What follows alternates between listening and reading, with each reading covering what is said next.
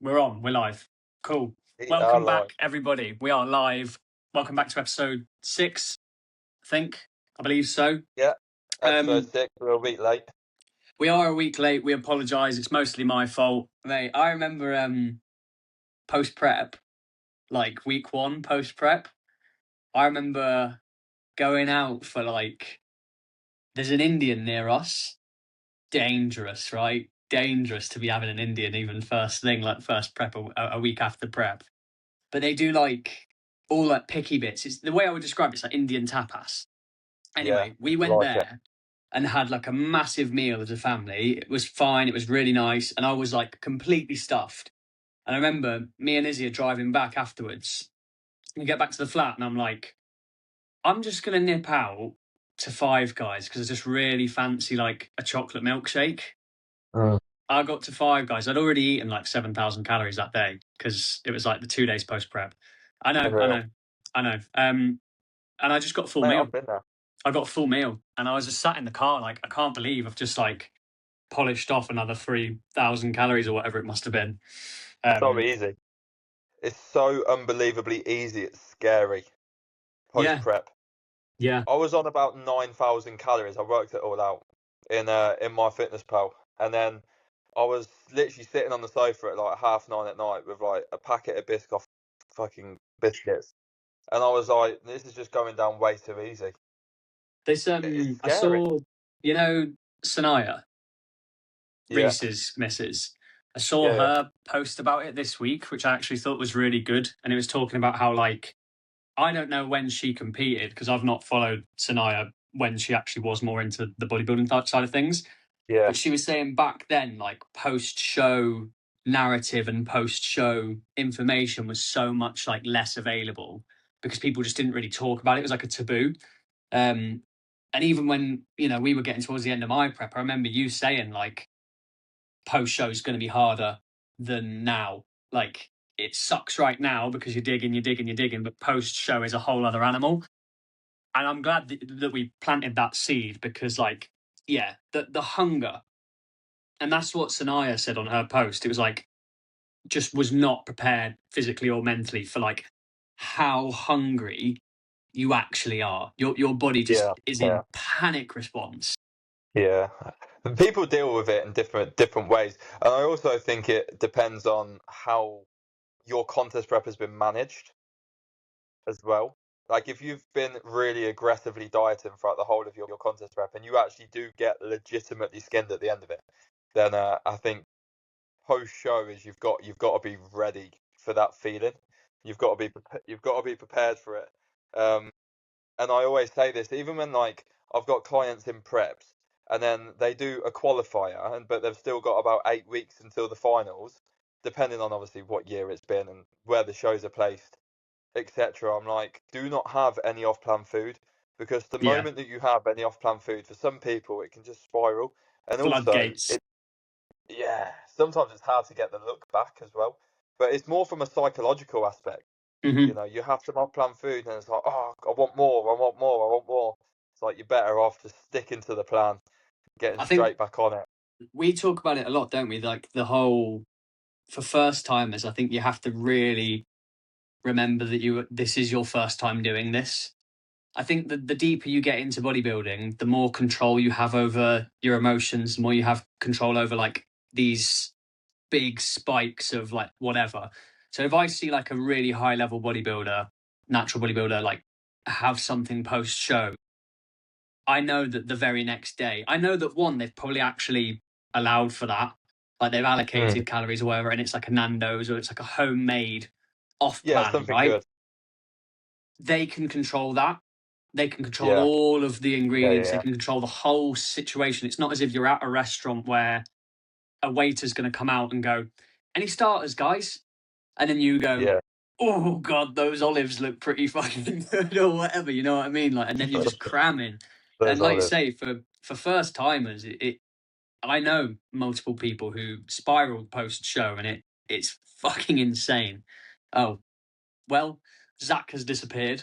I will carry on talking for the time being and hope that he is going to return. Return, please. Zack, this is what the podcast would look like or sound like if it was just a solo podcast. The inside of Liam's brain. A dangerous place. I've actually carried that. I've actually just carried that segment. That's crazy. It just completely cut out. I don't even know what happened. Oh, well, mate, whatever you did, don't do it again, because I had to carry that little section. Brilliant. I didn't even do anything. I had on the new MacBook, I've brought a new obviously MacBook, haven't I? And it's got the voice control on it.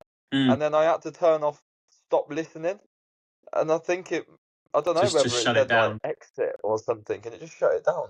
Really strange. Mate, Yeah. you in technology. Sorry. You in technology. Well, it's not fine. good. You were away for 30 seconds. It was probably the best 30 seconds of the podcast, I'm not going to lie, but yeah. The best 30 seconds when I'm not there. Yeah, just me staring at the camera. Nah, mate, it's all good. Yeah, but I do think that's just an interesting, topic, and I was pretty good overall.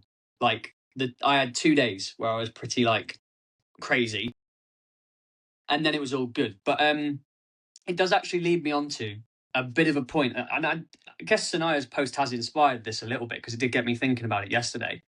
Like my experience of post show, and I'm sure you'll want to talk about yours as well. But like, I remember there was a point, say late October, right? A lot of things changed in my life in the month of October. I left the corporate world, I finished prep, and I started working in the gym and working on the physique project, my business and coaching and all that good stuff. And I distinctly remember there being a point like sort of late October, early November, where I was like, I look worse than I looked at the start of like getting into bodybuilding. And it is such a monumental head fuck because you've just spent 8 months getting into the best shape of your life. I do connotations because obviously you're not fucking healthy or anything, but visually you're wild.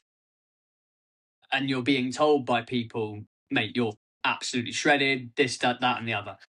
And then you go from that, and regardless of how well you control the post-prep phase, like it's going to take time for your hormones to get back to where they need to be for you to be producing enough testosterone and just actually able to grow muscle. Mate, I remember there being a time where I was like, I am now trying to launch a business in this space. I'm trying to like gain people's trust. And if I was looking at me saying the things that I'm saying, I'd be like, what the fuck does this guy know? He looks fucked. Yeah. It's a difficult time. I think there are some people that manage it obviously better than others, and I think the people that do manage it quote unquote better, because I think there are ways and a standard that everybody should be holding themselves to. The goal isn't to just get fat as fuck within the first sort of like 2 months. That's not the goal of post show. But you do almost like, in my opinion, need to be giving yourself a time frame of, how long you're going to be in an off season for, and to be within productive body weights. Because the thing is, if you end up getting really out of shape 2-3 months into your off season, it's just, and then your hormones are dumped, and then you've got so much body fat that you've put on. It's not a good environment to be in, and there are a lot of people that do find themselves into that situation. But how you navigate the post show, especially with your coach, even doing daily check-ins, for a short while, if you need to, check in daily and just communicate so well to the point where, if there's anything on your mind, just get it off your chest and talk about it. But you've also, yeah, to a degree, you've got to try and find ways, because it is a mental head fuck at times, the post show phase, and I almost felt like I was messing up every single day post show, and I look back on it in hindsight, and I actually handled it really fucking well. Yeah. But in that specific moment, your hand dips in the cereal packet or whatever, and you think, oh my god, no, this ain't good. Yeah. And Next thing you know, it goes in the second time. Yeah, you're a box of clusters down, Yeah, yeah. cardboard stacking up in Obviously, the it depends. kitchen. Depends on the person. I mean, I didn't necessarily. I was a bit like you in that Hmm. situation. I had one day of where I kind of went just off the rails, and then the following day after that, it probably calories probably halved, and then the next day after that, the calories probably halved again. But the way that AJ handled my post show is that he genuinely got my baseline food up to quite a good amount from the off.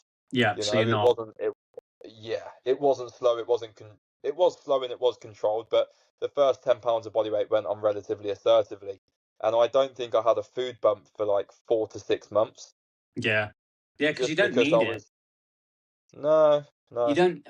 Well, no. unless you do. But yeah, I think on that whole point, like for any first timers that are listening this year that are going to be going through this experience, I would say like we should probably give them a few pointers of what to look out for and how to maybe navigate that space. Yeah, yeah. Okay. First thing is making sure you're aware, making sure that you're prepared for what's to come. You've got to think you've spent a long time in a deficit and your body has almost like adapted to those Hmm. feelings of hunger um, as you sort of like come down in body fat. Now, the moment that you finish your contest prep and you're down into these really low levels of body fat, the moment that you start going in with more food, more carbohydrates, even if you have more like more processed foods and things like Yeah, this, you are really just generally going to start to spike all your hunger signaling. And, when you start to spike that hunger signaling, your body just wants more and more and more. yeah, it's mad. So the common saying within bodybuilding is do what you need to do, don't do what you feel.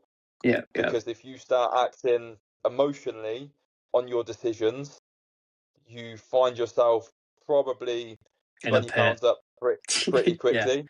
that's And the thing that then I you think say people to don't yourself, understand oh, as well. Like the actual severity of it. It's not right. Have a few off-plan meals and you'll be up a couple of pounds. No, like people genuinely spike up by like 20, 30, even 30 pounds 3 weeks post show because your body is that relentlessly hungry. Like you can get into a definitely like eating disorder territory with the binging that I definitely felt I was in control. But if those 2 days had turned into 10, okay, that's an eating disorder because I am literally like, it's not like I'm eating to fuel myself. I'm eating out of pure like greed and like lust for the food and the yeah, stuff you're yeah, eating. yeah. The second thing that you need to be aware of is the fact that you're never ever going to feel satisfied. You're going to be eating your meals and you're going to finish your meals and you're still going to be hungry. You're always going to be hungry. It doesn't stop. You don't feel satisfied. So when you're creating your meal plan post show, if you're somebody that likes sweet stuff, add Mm, in some fruit with every single meal. Yeah, okay, like it's not the same. Like everybody, in that situation, you're probably going to want more sweeter stuff. yeah, You know, maybe some poorer foods, but try and curb that and have fruit post meals because that will scratch genuinely the itch. scratch the itch a little bit. Yeah. Um, Another thing that I would say is if you believe that your ability to control the post show phase can go really well, Mhm. even if you put a little bit of Biscoff within your oats, it's not the end of the world A dollop. in the morning. Yeah, just Yeah, put like yeah, 10 grams of Biscoff, yeah. in a meal, but you've still got 75, 100 gram of oats, you've still got 10 grams of peanut butter, you've still got 100 gram of berries going on top of the meal. And that Uh-huh. can be a good way of almost like scratching the itch a little bit, enjoying a little bit of Biscoff, and it's not going to ruin your day. I've got one to add for sure, which would be you've spent, as I said before, you spent potentially the best part of 6 to 8 months, depending on how long your prep's been, chasing the look, chasing the look, chasing the look, chasing the look, constantly like refining that and improving it. and getting to like new levels of like peak conditioning, and therefore like the best that you've ever looked objectively, the look is going to get a lot worse before it starts to get better, is what I would say. And I think almost just not, I don't want to say accepting that, because that could also lead you down a spiral of like, oh, well, I'm going to look shit anyway. Let me put 20, 30 grams of Biscoff spread in my oats and just go, do you know what I mean? You could get really disheartened with it. But certainly for Yeah, me, don't lose confidence. I went Don't through a lose self-belief. phase. Yeah. I went through a phase of like real confusion, genuinely real confusion with like why, and even like because you're hormonally. I remember like looking at my face in the mirror and being like, that's not quite the face that I recognize myself to have. Genuinely, it looked like a slightly different version of me, a version that something wasn't quite right with. And that was also reflected in the physique that I was seeing back in the mirror too. So you go through, obviously, in prep, you're practicing posing non-stop. You probably look at yourself in the mirror more than any other period in your life. Your phone photo album, I know, is just full of pictures of you naked. It is. It's Yeah, obsessive, true. right? During prep, you think, oh, I'll do a dump on Instagram to show everyone what I've been doing up to this month. Oh, great! It's just front double, front double, front double, front double. Like it is. It's a pretty, or can be, like, depending on how your mind's sat, a pretty toxic environment, and a very critical one. You need to understand. Critical, yeah, not Yeah, toxic. but you need to be aware that you're not going to look better post prep. You're going to look slightly worse, and the degree of that will vary on how well you manage post prep for sure. And the good news is that 3 to 6 months down the line, you'll look decent again, and it is temporary, like everything in life. But yeah, that's something that I would definitely highlight for people to be aware of. Like, just understand that cut-off point at the end of prep. It's like, okay, this is not sustainable anymore. We need to go through a bit of a change. Yeah, yeah, and I think that's for majority of people. I'd say a good sort of 80%. But then there are also people that gain probably too slowly post prep, Yeah, for because they're sure. still in that prep mindset, and then they find themselves sort of 2 months down the line and they're still got lines in their glutes, Yeah, still shredded. which on the flip side of that is probably just as unhealthy Mhm. than if you're to gain 20 pounds. Yeah, there's a happy medium. So you've got to flip it on the opposite side as well of the coin, because okay, you don't want to gain excessive amounts of body weight really quick, but you do need to be gaining some body fat, because there's only one time where you should be having lines in your glutes, and that's for the stage. Yeah. and, Any other time and is that's that. unacceptable. Yeah, pulling up to yeah, the beach, and you got your speedos on with like glute lines. yeah, Just yeah, tanning the buns on Bournemouth Beach with striations across your yeah. arms. The thing is as well, like, people's homeostasis generally, for some people, it is just lower body fat Yeah. percentages. Yeah. So it isn't to always say that everybody, and this is why post show everybody handles it differently, and what's right for one person might not be right for the other person. Individual. So it's very individual. Last bit on that I could say from personal experience is kind of in line with the whole physique thing. Like, you will get back to where you were and past that. Same with your training. Like, towards the back end of prep, when you're pretty dumped and training becomes more an exercise in like, okay, how well can I manage this session, and how much can I protect? You obviously come out of prep. I remember really distinctively, like, this memory will actually stick with me probably forever. First session back out of prep, into Corpus, back room, music on, me and just Brad are in that room. And Brad is a loud bastard, as we all know, like, loves to scream.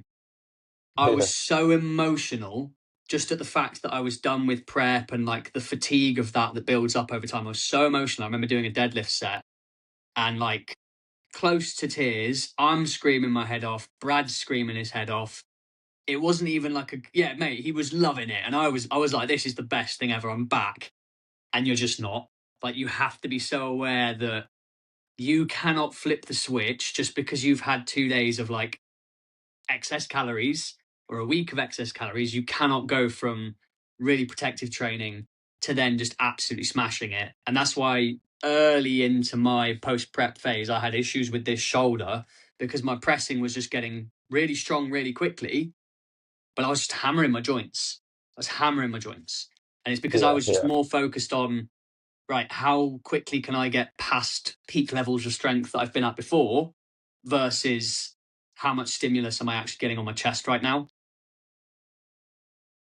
Like, you're yeah, very yeah, yeah, yeah. susceptible to injuries, I would say, post prep. So just recognize that, yeah, your training is going to get back to where you want it to, but it's going to take time. Yeah, yeah. Training can rapidly improve post prep.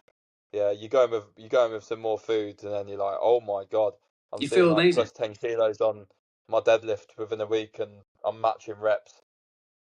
And then it's the same across the board with your pressing and obviously your pulling movements, your leg exercises, everything.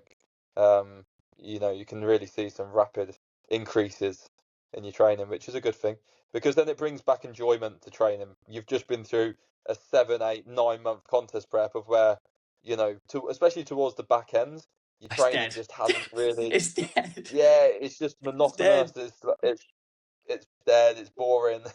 Yeah, It's not mate. the same. Do you remember I said to you, I was like, I literally can't think of anything worse than like loading up a Cybex squat press because I feel like my knees are just going to combust and end up on the mirrors in Corpus. And I was doing Yeah, that yeah. Panatta one, and I was just like doing crazy slow eccentrics and pauses, and it did the job. But like, is it the same? Absolutely not. Like, the reason most of us are into this is because we love training. I don't really know many bodybuilders that don't love to train. It's kind of a big I part of know. the gig, right? So when that's taken away from you, you Where just want it yeah, you back. start off.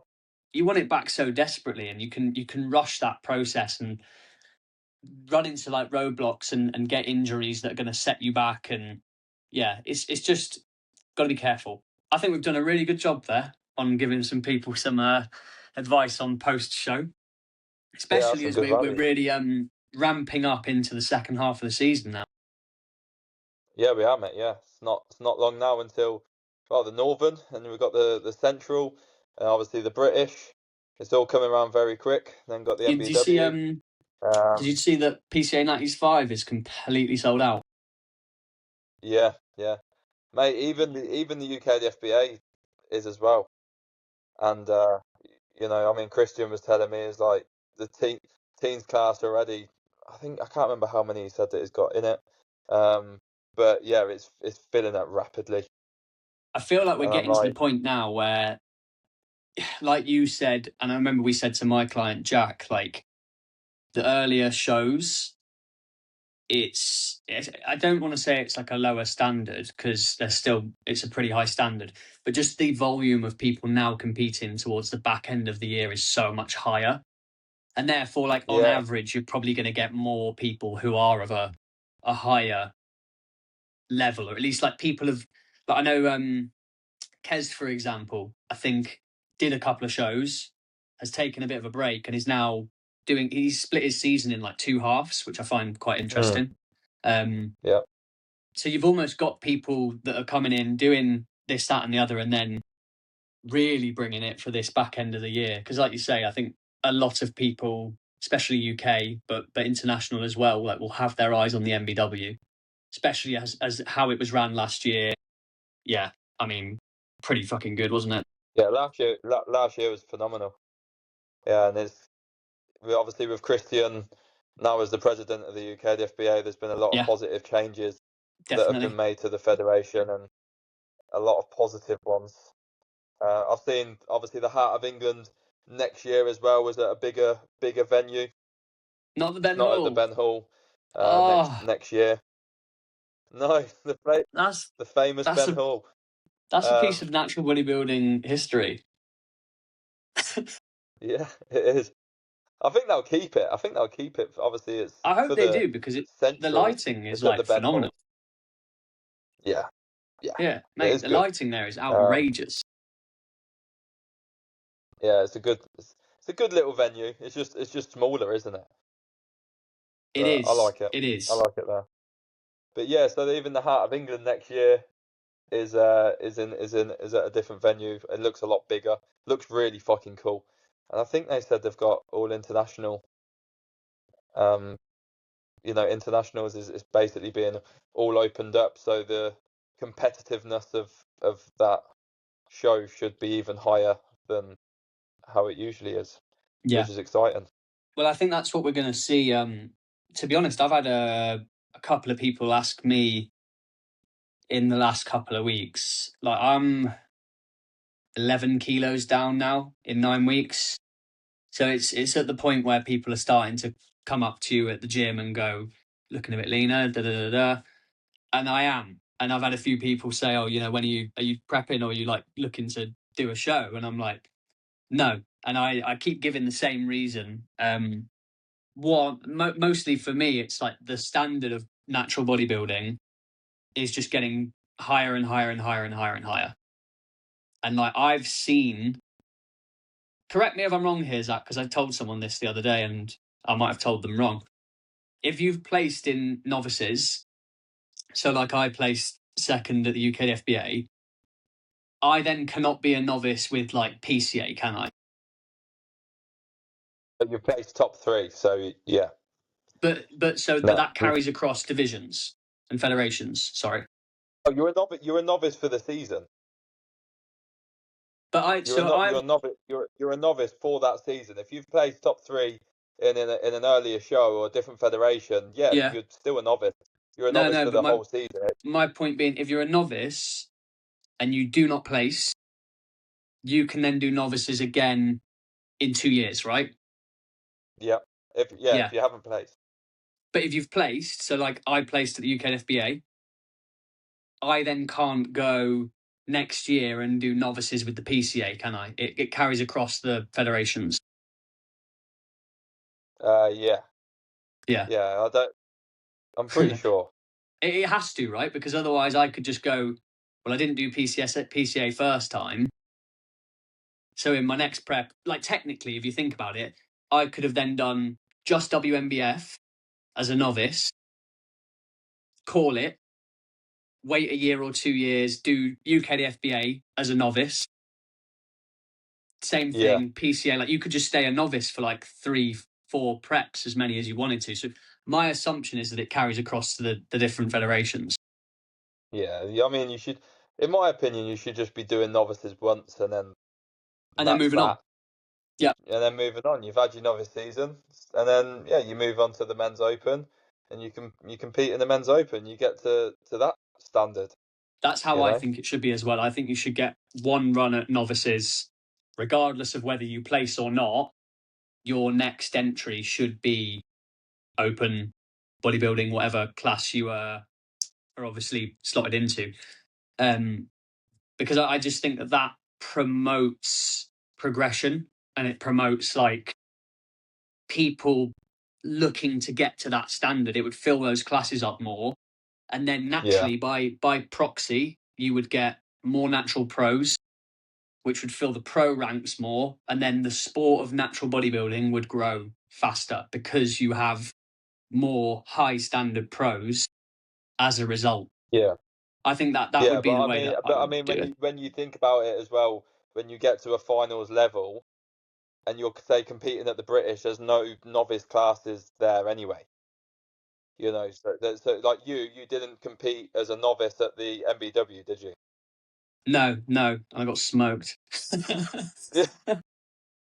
So I think novices is more for the qualifiers and Yeah. the first timers events rather than competing at a sort of like a British level. So anyway, back to my point. A lot of people have asked me that, and I've made good progress since last October. I know I have, but I keep trying to explain to people that like the standard of open bodybuilding or classic, like whichever thing you're going for, that step up from novice to just open, I think it's a big jump in my opinion. Like some of the guys who are winning or placing top 3 in those classes are just absolutely wild. And I think that's where you do have to almost be like, everybody bodybuilds for their own reason. And I know people who do a prep every year. I know people who do a prep and then don't prep for 4 years and then come back. I think it has to be personal to you. Like, my whole thing is be competitive. I don't want to stand up there and be second call out. It's shit. It's shit. It's shit. That's my opinion. Yeah. You know, like, and if anyone has, someone even said to me the other day, they're like, "Oh yeah, but you don't know who's going to turn up." I was like, exactly. So you should be doing everything in your power to make sure that you are a standard that is going to be seen on stage. Because, mate, I mean, stand up. I can't think of anything worse, right, than I've done all this stuff. I've shaved my bollocks. I've shaved my arsehole, yeah, for this thing, and I'm tanned, and all I get to do is this. I can't think of anything worse. And then when everyone's getting their trophies, I just go,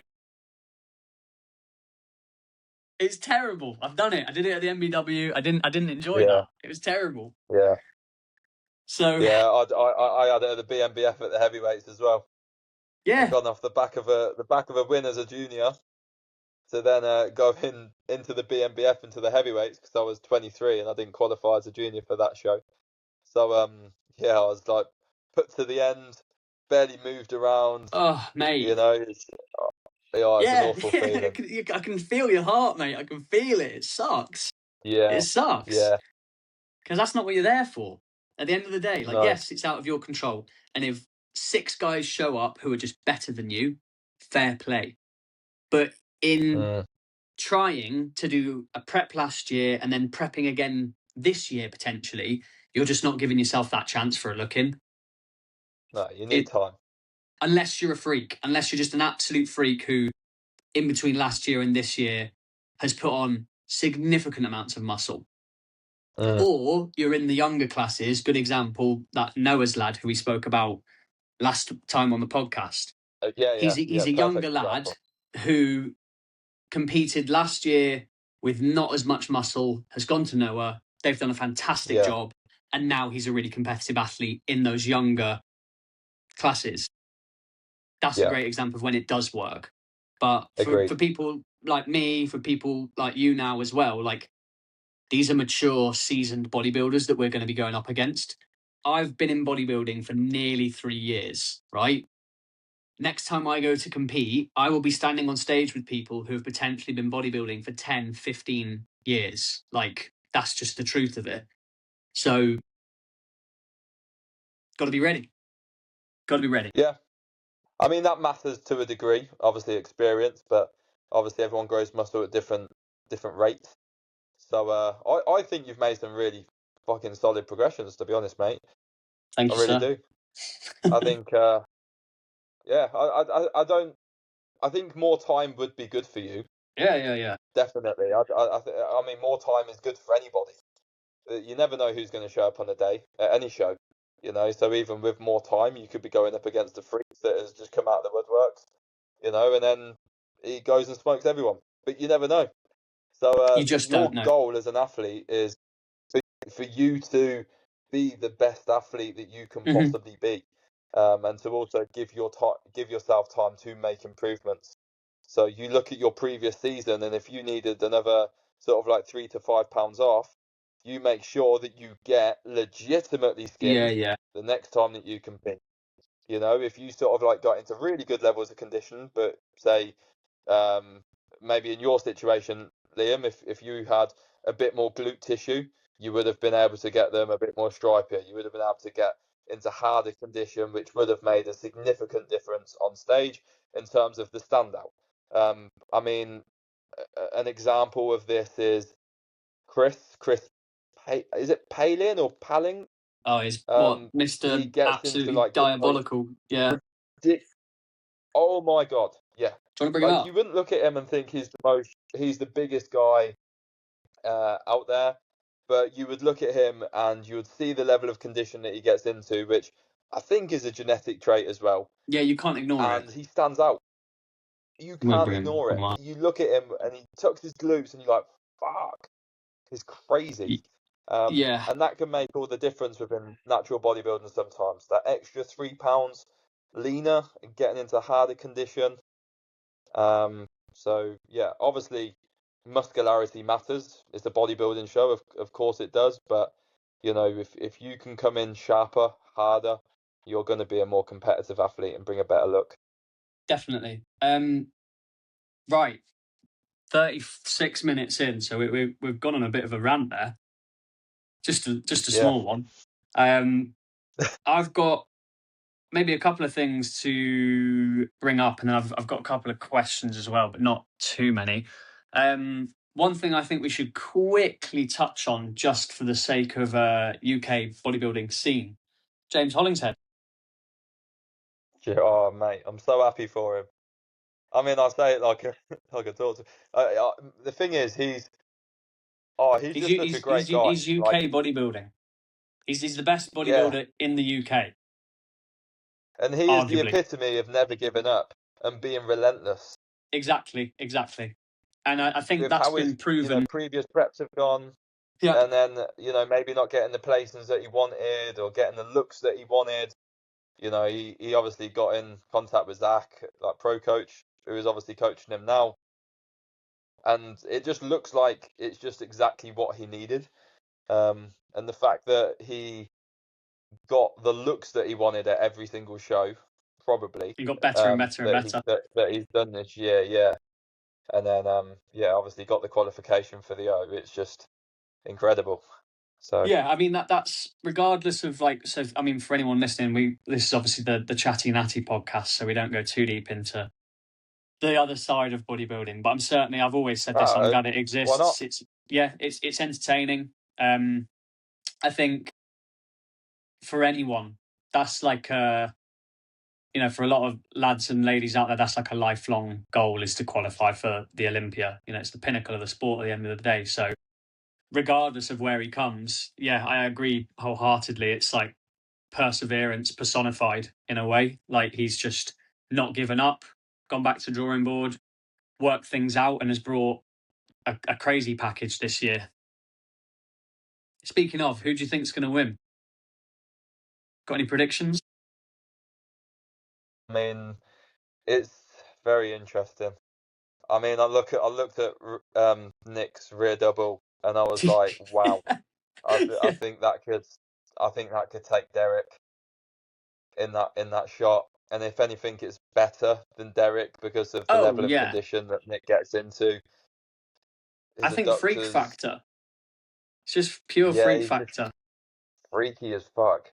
Never seen anything Obviously, like that. the only thing that lets Nick down is his structure and Yeah, yeah. his shape. And I think when you get to an Olympia level, that does matter. So I don't know whether I think that he can take it though. I do if Not he to get nails into the it. politics, of it, but I think Nick's biggest disadvantage is his whole persona is around him being this like overly muscular freak of nature bodybuilder, which is exactly what he is. He's called the mutant, right? There's a reason for that. It is by no means, if you saw Nick Walker on the beach, you would never look at that and go, that's a pretty physique. If anything, no disrespect to Nick if he's listening to this, I'm sure but he is. it's ugly, right? It's an ugly physique by all measures, but it's amazing in its own way. Like, it's completely unique. Yeah. No one else on the planet looks the way that Nick Walker looks. My only concern with that is Freaky. that as soon as they start to reward that, like if Nick comes anything above second, I always see Nick as like a third place and a second place, simply on the fact that if they reward that physique, that changes like the whole narrative of the sport. And people, I don't think that's something that you can like really work towards. That level of freakiness, that level of like almost grossness to a physique. I don't think that's something that you can go and train for. You have to have it. Whereas like what they've got with Samson and what they've got with Andrew and even like Martin to a certain degree is that more aesthetic, smaller waist, V taper. Yes, they're absolutely ginormous, but they've still got like flow to their physique. And those are the kind of people who bring in the sponsorships like Gymshark. They bring in the sponsorships from all these other companies that then fuels the capitalist side of it. The money talks, baby. The money talks. Yeah. I think Unless Nick comes in just completely and utterly undeniable. Like, I think he'd have to be shredded out of his absolute mind on death's door, so far ahead of the other guys, like so. It would have to be to the point where your eyes do not even dart back and forth. You're not even making a comparison. Nick walks out and he's literally just lights out, peeled, bursting full. That's the only way I see it, him winning. Yeah, it all just depends on Samson's conditioning this year. Obviously, he's put on an absolute shit ton of muscle again. Yeah, he's coming in bigger. So then it depends on how much he nails his conditioning, which has always been kind of a problem for him in the past. But even when he has, got to a really high fucking standard of conditioning, that is potentially, could have been the winner of the O. I think it hasn't always been the best look for him. Like, he is better off being big, bubbly, full, and just nailing that. I find it fascinating with Samson because I think he's very unique in the sense of, like, his training is very unique. Whenever he posts his training, I'm always like fiercely reminded of like the fact that, okay, like these top level Olympians are obviously there for a reason, right? They're genetic elites and they're working harder and willing to sacrifice more than probably most people on the planet ever would be.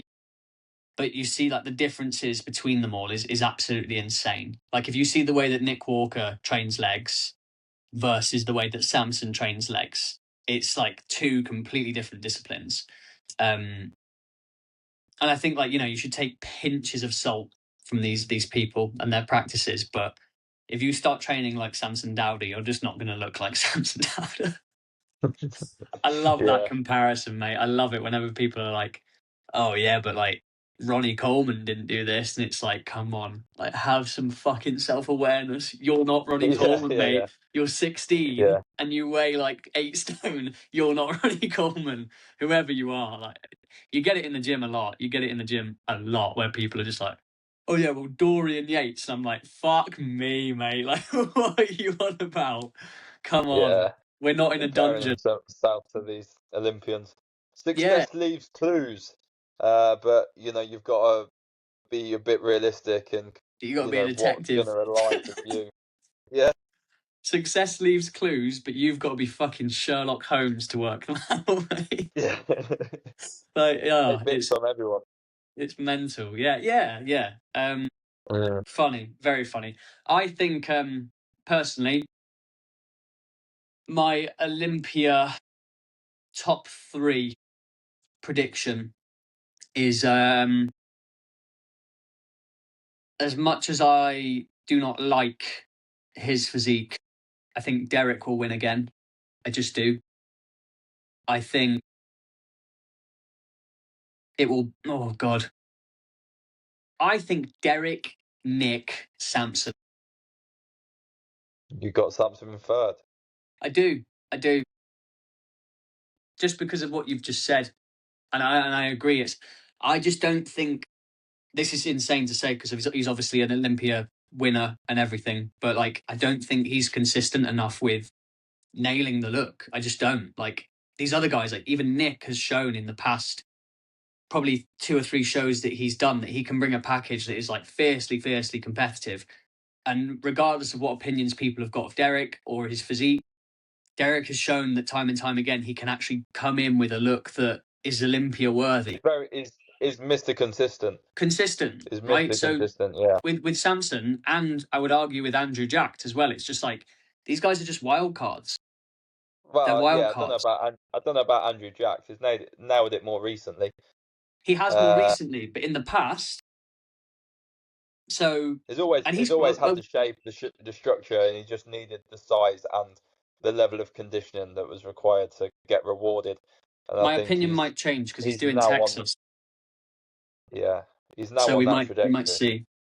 We might He see. nails it for this Olympia. It's going to be very interesting because he will be in the mix. Oh yeah, for sure. Like if he can do it, and obviously he proved that he can do it at both the Arnolds, but at those Arnolds he wasn't competing against the guys he's going to be competing against. So we will see. We will see. Anyway, should we get on to some questions? Yeah, let's do it. You got questions? I've got literally a couple. So we've got pretty much 14 minutes until an hour. We'll run through these, and then if we want to talk about anything else, we can. We've not even asked each other how we are. No. How are you, Liam? I don't want to talk about it. Neither do I. Yeah, it's actually probably good that we didn't ask that, because it would have been another. I think so. Another podcast about injury mitigation. The fourth episode in a row about how to manage injuries. I agree. I have got one from one of my clients, Lucinda. So thank you, Lucinda. How much do you think genetics play a part for people? And this is more, let's just say, in general physique development. Not really that much. Not much at all, to be honest. I think you like, it depends on where your standard and what you're trying to look to achieve, isn't it? You're just trying to look a little bit better, 15 pounds off, 20 pounds off, look a little bit better, get a little bit leaner. Genetics don't really have an impact on that. You know, you're going to feel better within yourself, literally, as soon as you start losing a little bit of body weight, or even gaining a little bit more muscle, maybe not even losing body weight. You know, maybe just building a little bit of momentum, being on some good quality foods, good recovery, good quality training, looks going to get better. So yeah, you just compare yourself with yourself more than anything. That's the healthiest way to go about it, for sure. I think the deeper you get into this sport and the psychology of it, yes, you're being compared to other people when you're up on stage, but everybody I know who operates at a high level, whether it's physique development for lifestyle or for competing purposes in bodybuilding, every single one of those people is more concerned with themselves than they are with other people and what everyone else is doing. Like, yes, it's good to have a measurement. Like me, for example, I look at people who I prepped with last year, and I kind of use that as a bit of a mental gauge as to like, okay, well, they've made this much progress, I've made this much progress, blah, blah, blah. But I don't deep it. It's just like a little quick observation. I personally believe that genetics make the biggest impact when you're very early into your physique journey, or like starting the gym. Like, you can see people who will join the gym for the first time ever, and you can have two people, 6 months go by, one person's got a lot of progress and one person's got not quite as much. That's where I think it has the most impact. Past that, when you're getting into deeper waters and it takes a bit more skill and knowledge and everything else to get results, that is generally dictated by the person's level of commitment. So how accurate are you with your food? How serious are you about your training? How serious are you about sleep and recovery and everything else? The common theme that you will find between, I saw this the other day and I thought it was really, really smart. Go and ask someone in shape what they're eating for dinner that evening. They'll be able to tell you straight away. They won't have to think about it. Ask them what they're having the next day, and they'll be able to tell you, I'm having this for breakfast, this for lunch, this for dinner. Ask them the next day, and the next day. They'll be able to do it. The same with their training. What are you training on Wednesday next week? We all know these genetic freaks that also don't eat very well, that just look fucking massive and look fantastic. Yeah, but I think the point still carries over. Like, whether you've got subpar genetics or insane genetics, the people who have a plan and have a process and swear by that process, like, don't just leave it there. Don't just have a meal plan in place and then go, oh, well, I'm actually just going to eat this instead. The common ground and the common theme, like, and you could take 100 people who are like high level athletes or whatever, I just guarantee it, especially in the bodybuilding world, they know exactly what they're doing and when they're going to do it. That's the catalyst. It's like total awareness of the plan and adherence to that plan. So my answer to that question is, I think genetics play a role early on, and then there's a cutoff point where it becomes more about how disciplined you can be towards your own goals. and how accurately you can work towards them. And that's where you make up that ground. And refining it as you go. Yeah. Simple. Yeah, like it. This is a question from my client Jack. Jack, who is a good 5-6 weeks into his first proper off season now. He's massive. I think you'll be shocked when you next see Jack, because you obviously met him. Yeah, you met him at UKFBA. Yeah, And he I was still cutting at the time. Yeah, well, Jack's a good example of genetics, to be fair. He's got some pretty good muscle building genetics, but we're just feeding him right. He's gone a little bit wild. Jack will probably be listening to this, and I'll tell him this in person anyway.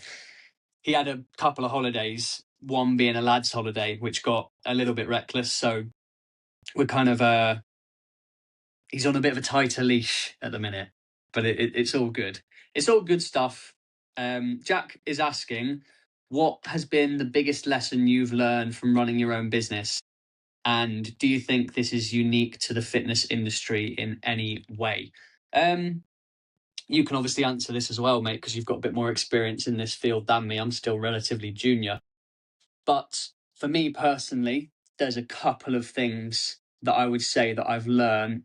The one that I would say is most like unique to my service, and it's such a cop out answer, but it's that I am the service. Like, I am the thing that attracts people to work with me.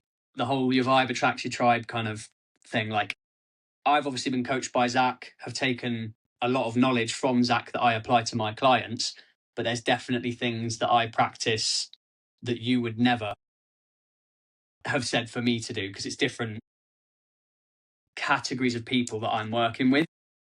So I would say that ultimately, like, for anyone who is looking to start any kind of business or like content creation, whatever it is, like, you do just have to project your true self. If I tried to be a carbon copy of Zack, if I started, I don't know, wearing gasp clothes all the time and Vanquish today, mate. Vanquish today, if I got 2 sausage dogs and started a house renovation, and Yeah. if I did all those things, it just wouldn't be true to me.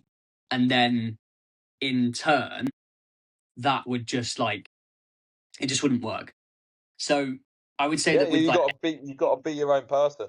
and with every single coach in the industry, I think that's the personality that they have is conveyed through their service, and that's probably the most unique thing that they are doing. I agree with that. That's probably it. The only other thing that I will say that I have learned, and this is more on a personal level, from running my own business, is the value of time. Like, genuinely, I am a very busy boy these days, and that's great, and I love it.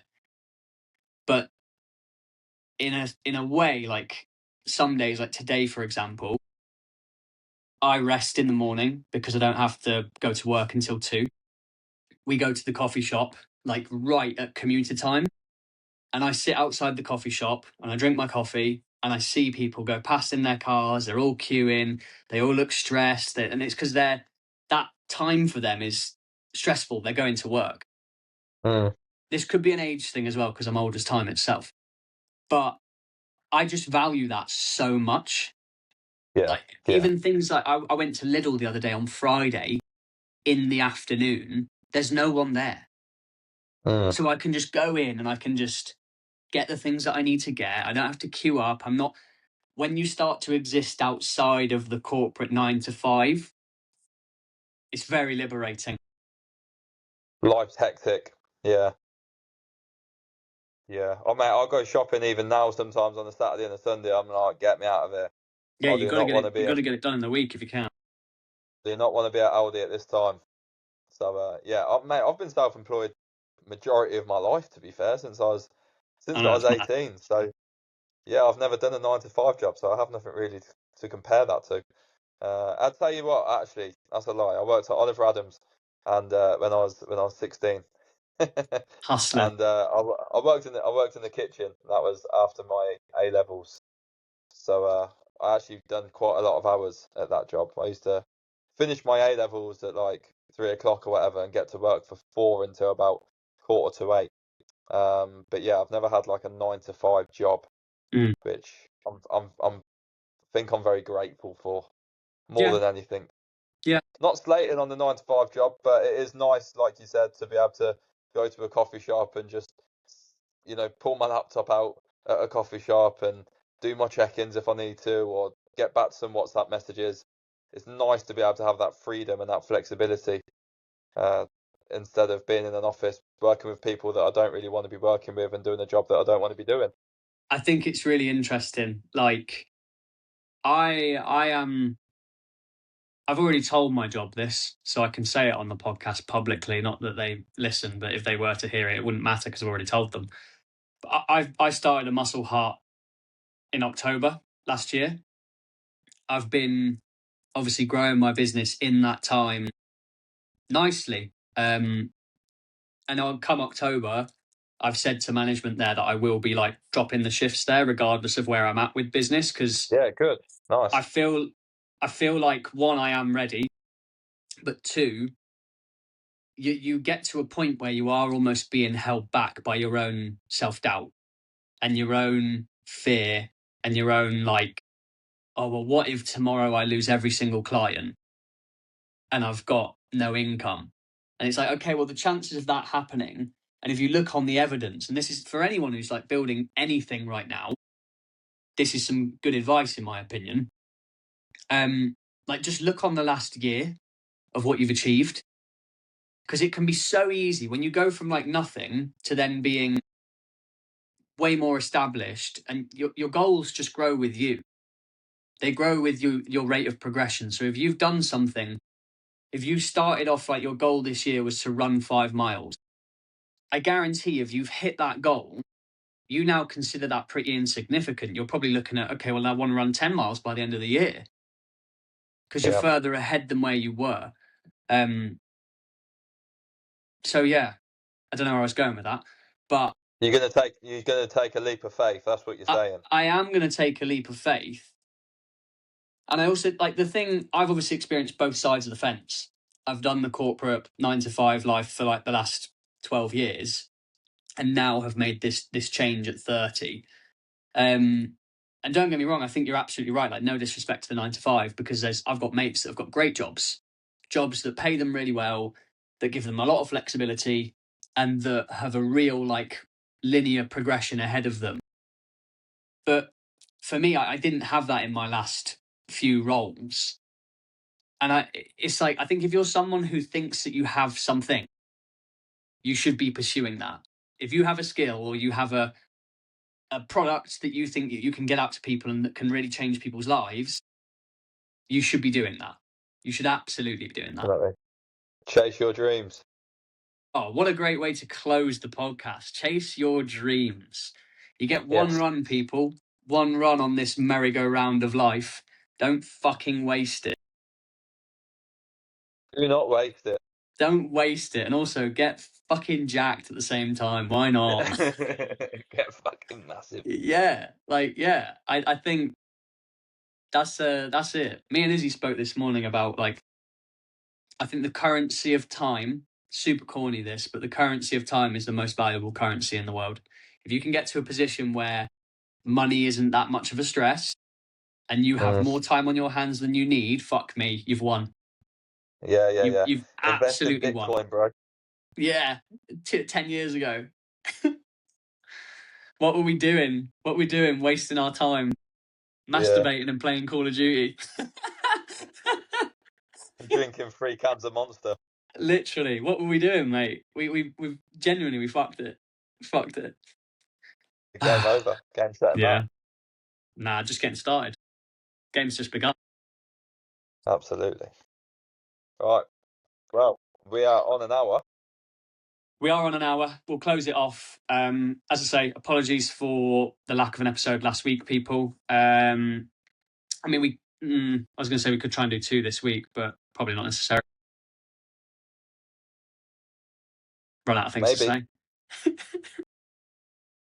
Maybe we could do another one. Is there any We'll talk are there any shows this weekend? this weekend. Yeah, because if there are, we could Oh, just even do one early next week and review yeah, said show. I don't actually know. Is there? Let's have a look.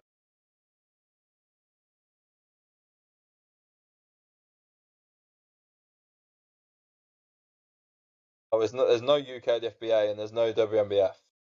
All right. I don't know about PCA. There'll be something going on, I'm sure. Anyway, let's wrap it up. Oh, by the way, just so I can tell you now, I am coming to Corpus in... When am I coming to Corpus?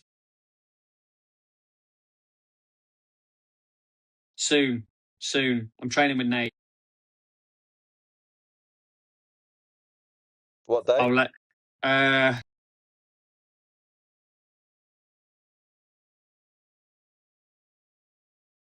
Bear with me, this is really interesting for people.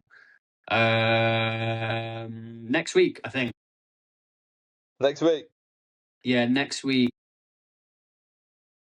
No, I'm not doing next week. That's a lie. I'll let you know because this is just dead air. Cool. Yeah. Right, I'll text you. All right, people. Okay, mate. Thank you for listening. Like, subscribe. Appreciate it. Make Chatty Natty the best podcast on YouTube, Spotify, worldwide. Yes. Peace Let's out. make it happen.